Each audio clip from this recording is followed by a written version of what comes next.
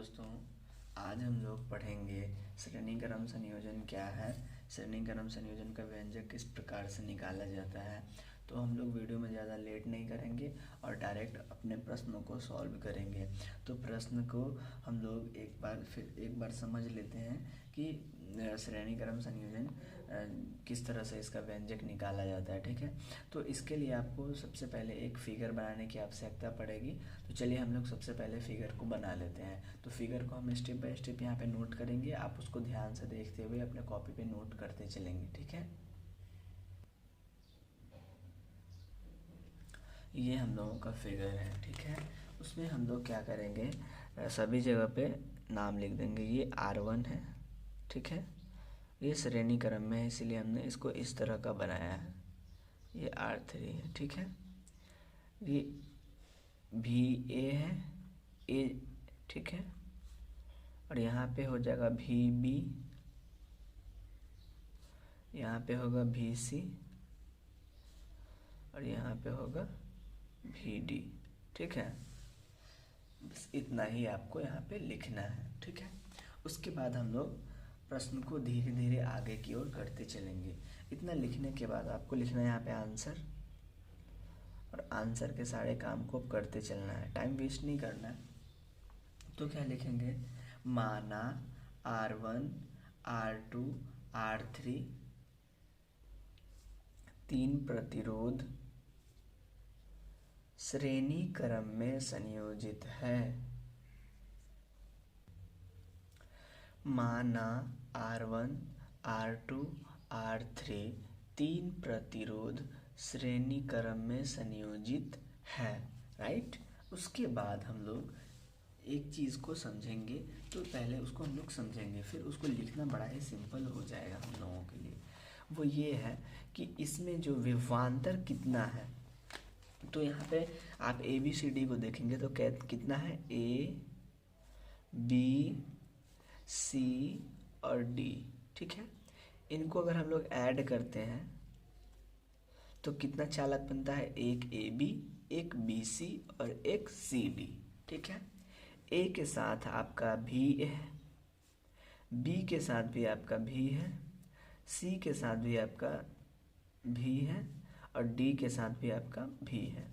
तो ठीक है, तो पहला और दूसरा को हम लोग लेंगे। ठीक है, तो ये क्या होगा, VA माइनस का चिन्ह देंगे VB। ठीक है, पहला चालक के लिए ये होगा विभवांतर। हम लोगों को सबसे पहले विभवांतर समझना है कि विभवांतर कैसे निकलता है। तो विभवांतर क्या होता है, दो बिंदुओं के बीच के अंतर को हम लोग बोलते हैं विभवांतर। तो दो बिंदु इसमें क्या है, एक A है एक B है, फिर एक B है एक C है, फिर एक C है, फिर एक D है। तो हमने A और B को लिया, अब हम B और C को लेंगे। तो B में क्या है, B भी घटाओ, और C में क्या है, VC। राइट, यहाँ पे आप लिखेंगे VB माइनस VC, और ये हो जाएगा आपका दूसरा चालक के लिए। ठीक है, अगर हम लोग तीसरा को लेके चलते हैं तो तीसरा में क्या होगा, यहाँ पे R3 रहेगा, यहाँ पे R2 रहेगा, यहाँ पे R3 रहेगा, 1 रहेगा। तीसरा में क्या हो जाएगा, C है और D है, तो VC घटा VD, ये हो जाएगा आपका तीसरा। तो विभवांतर कितना आसान है, जैसे हम लोग पहले चालक के लिए देखते हैं, AB, पहला चालक में AB है, तो AB में अगर हम लोग देखेंगे तो ये सीधा होगा VA माइनस VB। BC में अगर देखते हैं तो VB माइनस VC। अगर हम लोग CD में देखते हैं तो VC माइनस VD। ये हो जाएगा आपका विभवांतर। तो हम लोग अब लिखेंगे प्रथम चालक का विभवांतर VA, प्रथम चालक का विभवांतर VA, तो ओम के नियम से डायरेक्ट यही लाइन लिखेंगे, प्रथम चालक का, यदि प्रथम चालक का विभवांतर VA माइनस VB हो तो ओम के नियम से। अब यदि प्रथम चालक का विभवांतर VA माइनस VB हो तो ओम के नियम से। तो प्रथम चालक का विभवांतर हमने क्या लिया है, VA माइनस VB। तो ओम के नियम से क्या होता है, भी बराबर आई आर ना, तो ये हो जाएगा आई आर। अब सवाल है कि यहाँ पे हमने भी ए माइनस भी बराबर आर क्यों लिखा है, तो इसको हम लोग समझते हैं। ओम का नियम क्या होता है, भी बराबर आई आर, ठीक है। तो ये जो भी है ये होता है विभवांतर, ठीक है। तो यहाँ पे विभवांतर क्या है, V A minus V B, ठीक है। तो इसको हम लोग आई आर के बराबर लिख लेंगे। साथ में प्रतिरोध क्या है, 1 2 3 4 के फॉर्म में है, 1 है फिर 2 है फिर 3 है, तो हम यहाँ पे पहले वाले में है इसलिए R1 लिखेंगे। यहाँ से हम लोग केवल और केवल बस इतना ही करना है। इतना ही करने के बाद इसको हम लोग लिखेंगे समीकरण 1। हम लोग दूसरा चालक को देखते हैं। दूसरा चालक क्या है, वी बी, तो वी बी माइनस वी सी, ये क्या हो जाएगा, दूसरा है इसलिए आई आर 2 हो जाएगा।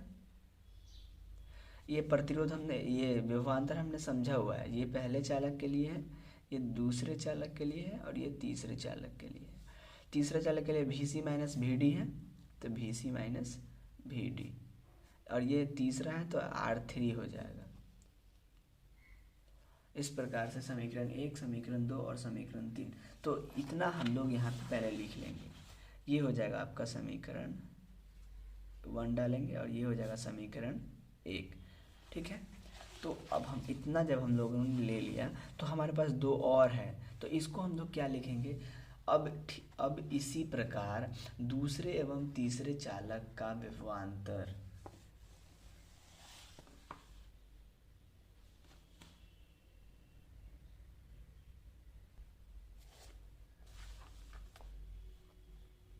आप इसका स्क्रीनशॉट लीजिए।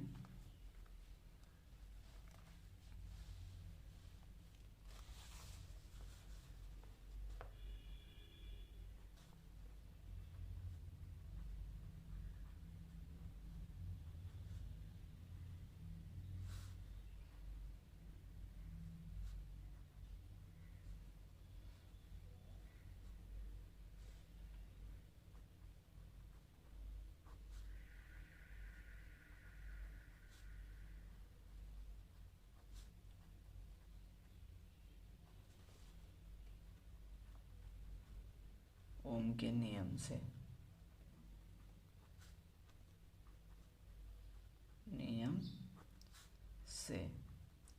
ये बड़ा ही सिंपल है, इसमें कुछ करने की आवश्यकता नहीं है। हमने तीनों चीज़ों को यहाँ पे समझा है, V A minus V B, V B minus V C और V C minus V D.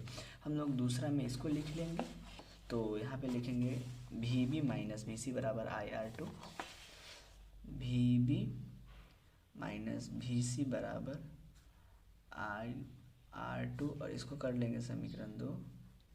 और उसके बाद तीसरा क्या है, V C minus V D, तो इसको हम लोग लिखेंगे V C minus V D बराबर आई आर 3। इस तरह से समीकरण 1, समीकरण 2 और समीकरण 3 हम लोगों को प्राप्त हो गए। अब हम लोग क्या करेंगे, समीकरण 1 और समीकरण 2 और समीकरण 3 को जोड़ लेंगे, ठीक है। तो लिखेंगे समीकरण 1, समीकरण 2 और समीकरण 3 से जोड़ने के लिए क्या करेंगे, बराबर के इस तरफ क्या क्या है, बराबर के इस तरफ जोड़ेंगे। बराबर के इधर क्या है, वी ए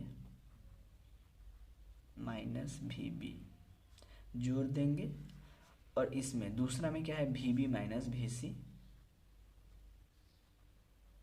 और तीसरा में क्या है, V C minus V D.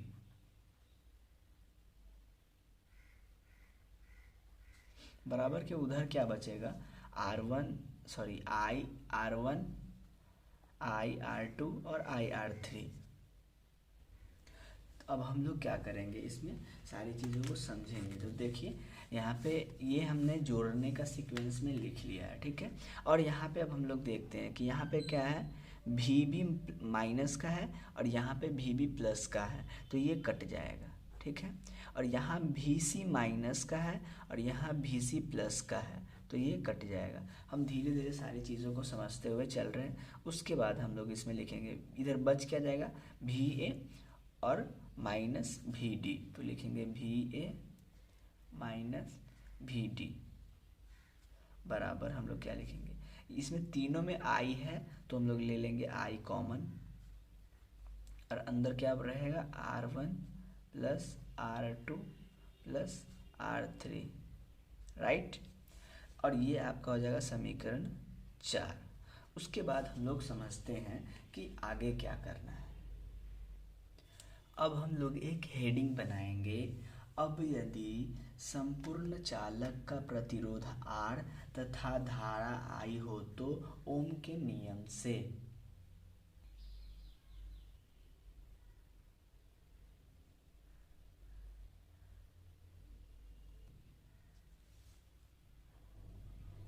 ओम के नियम से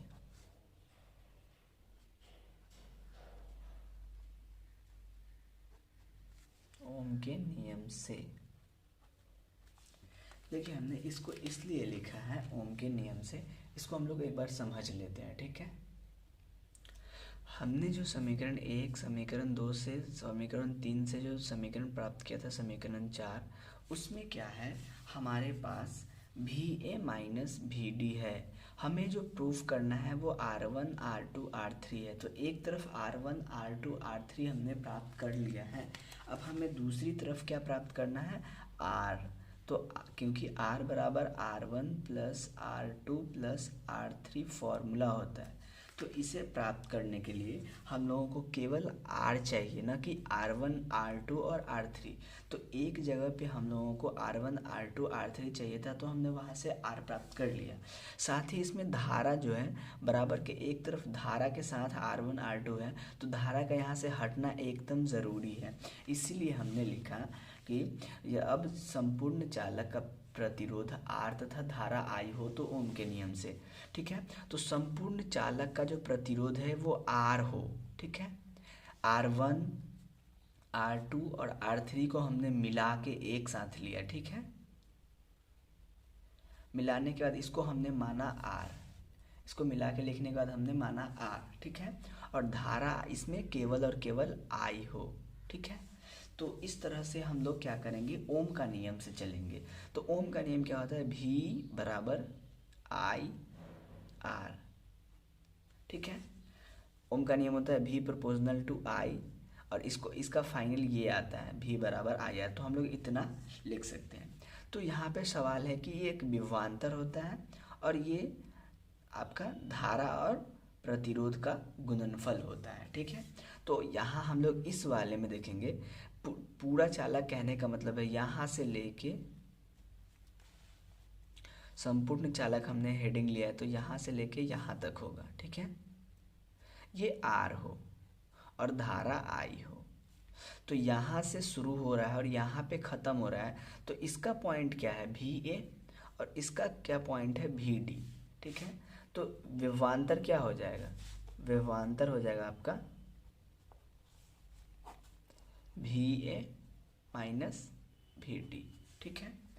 और तब हम लोग क्या करेंगे ओम का नियम से। तो क्या होता है V बराबर I R। अब यहाँ पे R1 R2 नहीं लिखना है, तो V के जगह पे हम लोग क्या लिखेंगे VA माइनस VD बराबर I R, ठीक है। और इसको बना लेंगे समीकरण 5। इतना हमने समझ लिया है। और आप इस तरह से बनाने के बाद हम लोग इन दोनों समीकरण का क्या करेंगे, कंपेयर।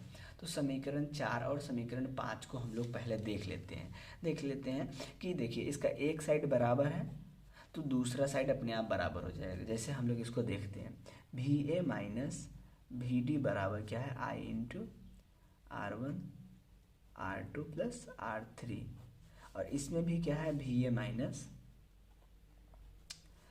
I R। तो इसको डायरेक्टली हम लोग काटेंगे और इसको लिखेंगे I R बराबर I into R1 plus R2 plus R3। इन दोनों को काटेंगे और इन दोनों को एक दूसरे के बराबर में लिख लेंगे। लिखने के बाद हम हर बार I से I कटेगा तो बचेगा R बराबर R1 plus R2 plus R3। अब इसी बात को हम लोग वहाँ पे अच्छे से लिख लेते हैं। तो ओम के नियम से क्या होगा, VA माइनस VD बराबर IR, और ये हो जाएगा समीकरण 5। अब समीकरण 4 और 5 से हमने IR बराबर I into R1 plus R2 plus R3 क्यों लिखा, क्योंकि बराबर के इधर भी VA माइनस VD है, इसमें भी और इसमें भी बराबर के इधर VA माइनस VD है, तो ये दोनों एक दूसरे के साथ कैंसिल हो जाएगा। या फिर फॉर्मूला ही होता है कि अगर एक साइड बराबर हो तो दूसरा साइड अपने आप बराबर होता है। ये बराबर है तो इसके बराबर में हम लोग ये लिख सकते हैं, या फिर इसके बराबर में हम लोग ये लिख सकते हैं, इसीलिए हमने लिखा। अब यहाँ से I कैंसिल हो जाएगा, तो बचेगा R बराबर R1 plus R2 plus R3, और इस तरह से हम लोग ओम के नियम का सत्यापन करते हैं। चलिए हम लोग पहले स्क्रीनशॉट ले लेते हैं। ये पहला स्क्रीनशॉट है,